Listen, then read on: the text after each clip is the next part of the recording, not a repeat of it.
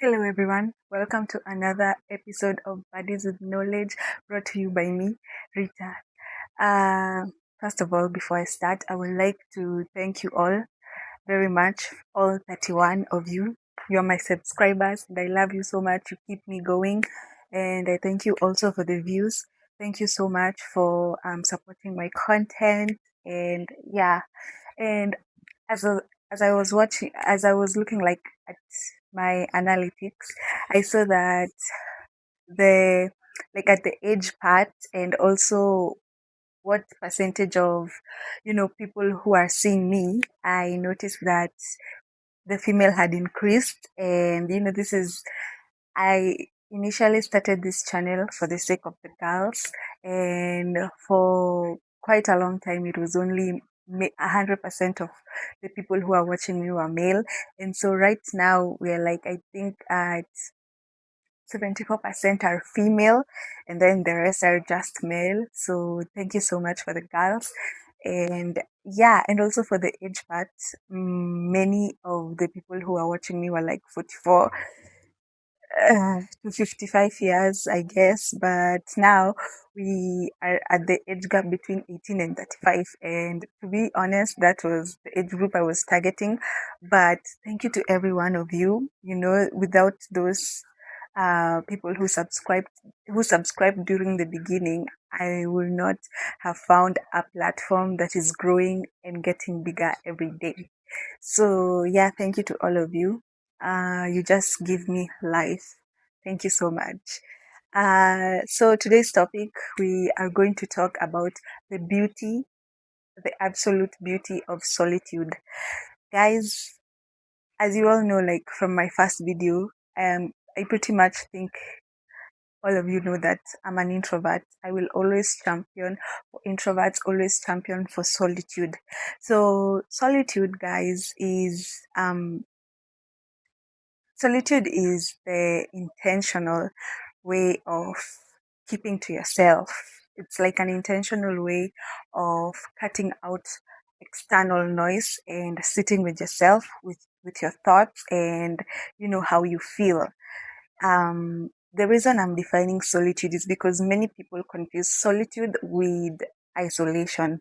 Isolation, I think the best example to give is during the COVID time. I think we were all isolated. I think all our brains were in a funk. We did not really appreciate the curfews so much. So solitude is intentional, whereas isolation, it's like you're forced by a circumstance to stay um, away from everybody else, especially the people who are in quarantine during COVID. I think that is the best example for explaining to you guys what isolation is. So, yeah, solitude is intentionally choosing to stay alone, choosing to stay with your thoughts, choosing to, solitude is a million times better than isolation. So, I'm kind of going to give you the beauty of solitude and what comes from being an introvert, because in the world that we live in today, solitude or wanting to stay alone, being an introverted person will give off red flags. Like maybe that person has depression, or maybe they're just too egotistical. They think they are better just because they don't want to sit with us. I think pretty much being an introvert in today's age, in my generation, is being seen as you are cast outside, because many people out here are extroverts and they just have energy to meet people every other day. But introverts are I think are the main people who gain so much from solitude, because solitude, number one, will always give you time to re-energize, to rejuvenate your soul, and that is really a much needed uh, thing for the body. Yesterday we talked about the nervous system. if we put up with all the noise from outside, if we overstimulate our nervous system, we will become sick. And therefore, when you're in solitude and you're intentionally choosing to stay on your own, to like hear your thoughts, you are avoiding all the chaos around you. So you are re-energizing your soul after a long day at work, after a long day in school. You choose to stay alone and rejuvenate your soul from the overstimulating things that have been going on all around, you know? And and yeah, are able you are able to also hear your thoughts. I feel like if you're constantly listening to people's opinions, and especially in social media, this short form content has a lot of people hooked, myself included. Short form content is, shorts from YouTube shorts. There's also YouTube from, not YouTube, there's also TikTok, which I think is the main platform for shorts, for short videos, for short form content. And so they will have you hooked. And the more you scroll, the more you're hearing people's opinions, the more you're hearing people telling you what your life should look like, the more you're seeing uh, people people's lives and thinking that my life should be like this, whereas you're seeing other people's bodies, you're seeing a lot of things online that will eventually build up in your brain, and you'll be like so overstimulated. So when you cut off that noise, you are simply creating time for your own thoughts, because many opinions, when you look at short form content, many opinions will not be your own opinions. It will be the accumulated opinions that you have taken from TikTok, you have taken from, Reels, from Instagram, also opinions you've taken from the YouTube shorts. Let's also not get into the short form content as much, because we'll also find there are people trying to tell you how to live your lives in on YouTube, like this guy Andrew Tate. You know, uh, you will also find books. There are so many books that people read of billionaires telling you to wake up at freaking 3 in the morning, go run in the rain, or do something crazy. Whereas you don't need all of that. All you need to do is sit down on your own and listen to your thoughts and listen to what your mind, your soul, and your heart is trying to tell you, guys. Um, yeah, so you can be able to, we have said so far, re-energize and listening to your own thoughts, getting your own opinions from your head. Also, guys, uh, getting your own opinions also comes from, if you believe, if you're a believer, uh, you cannot receive what, God or Allah or the universe is trying to tell you with all the noise, with all the music, with all the people around you telling you you should do this with your life. You cannot hear the thoughts of the whoever you believe in. You cannot hear the thoughts of those, the supernatural. You cannot hear from your spiritual side if you are constantly listening to external opinions of how you should look, of how you should eat, of how you should do literally anything. So the thoughts that when you choose to stay quiet, the spiritual side the spiritual side of yourself is like magnified. So you are able to like listen to whatever the universe is trying to tell you. It comes to your brain. I hope we are clear, guys. The other thing also is the fact that, for my creative people, because I think everyone is a creative, um, maybe you draw, maybe you write, maybe you act, maybe for all my creators, for all my creatives, you will never find something to do, something very, very creative, something out of this world, if you're constantly if you are not in solitude, let me just put it at that. If you are not keen with how you feel, because again, art is for the artist, so it comes from within. So when you block all when you block your thoughts, when you block how you feel, when you block literally everything around you with so much accumulated information, picking up information from literally everybody else but yourself, your art is not going to reflect you as a person. It is going to reflect all the things that you have been listening to.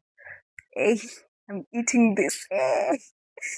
Um, so yeah, so gosh, najisifu inapotea. And yeah, so when you block all of this, all of your art, your creativity, when you block everything, you are literally blocking your art, because again, art is for the artist. And when we say art is for the artist, when you make something, when you write a script about something, when you create characters for that script, there's always going to be a piece of you as the creator in each and every of these characters.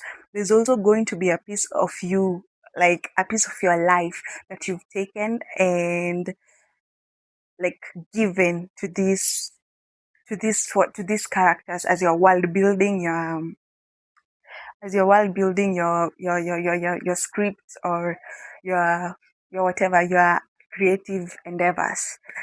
So when you're not in tune with literally what your mind is trying to tell you, and you're not in tune with, like, when you are always accumulating information from different space, your creativity will not reflect you. It will reflect all these informations that you're gathering from other people. But then again, do not confuse this with inspiration, because I'm a writer. I create. I constantly, okay, not constantly, I need to consume in order to feel inspired so that I can write down and world build my characters. I don't know if you're getting me. I need to consume, not content, because I love movies so much. So I need to consume film, I need to consume TV shows so that I can be able to be inspired. With inspiration comes my art. And so instead, this is not copying, guys. So instead of copying this, you feel inspired to create your own. And your own comes from your mind, comes from your intuition, comes from being self aware of what your mind is trying to tell you. So do not confuse, don't completely ditch consuming, because consuming is also like an art form on its own, because it will form an inspiration, and with that inspiration it will give you like a heads up to write. It will give you an idea to like write down, to like journal down. And yeah, another reason why solitude is a fundamental form of self-love is that is because you are able to like it's because you're able to practice introspection, in terms of you can really, really, really be self aware, know the things that you like. You can never know the things that you like or the things that you hate if you are not constantly like trying to have your own alone time, set some rituals aside for yourself. You cannot be able to attract all of this without you are self aware. So when I say self aware, I mean you know yourself. It's pretty much self-explanatory. You know what you want. You know what you would appreciate people doing it for you, even if you're doing it for yourself. You know literally anything about yourself when it comes to like the world of introspection. It is okay. It is a sort of self-love.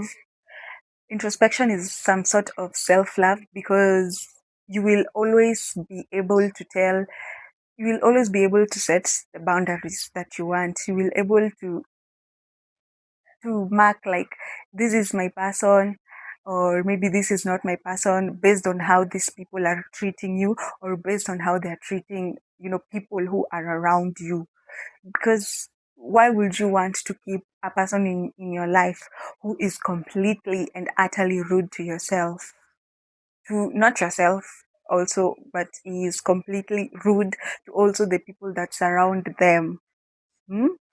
You wouldn't want that. Another thing I would like to say is many people like will leave us, will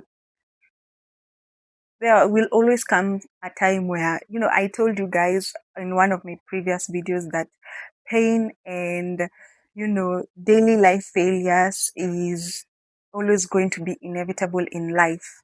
And when you go through these failures, you will notice that most of the time you're alone. There's not much people to like run to. There's not enough people to like tell. Matter of fact, these people run away from your life. I think this is also the best time for you to create your own time, because maybe if you knew yourself enough, or you spend some time alone enough by only yourself, you would have known that this is what I don't want in a person, in a friendship, or even a relationship. And it would have ended before it even started. You would have created that opportunity for yourself. And also with like people going out of your life constantly when you're like on your deepest, darkest moments, that is, I think that is the time that you work on yourself. You work on your mindset, you work on your body, you work, your dream physique, your dream body, you work on your thoughts.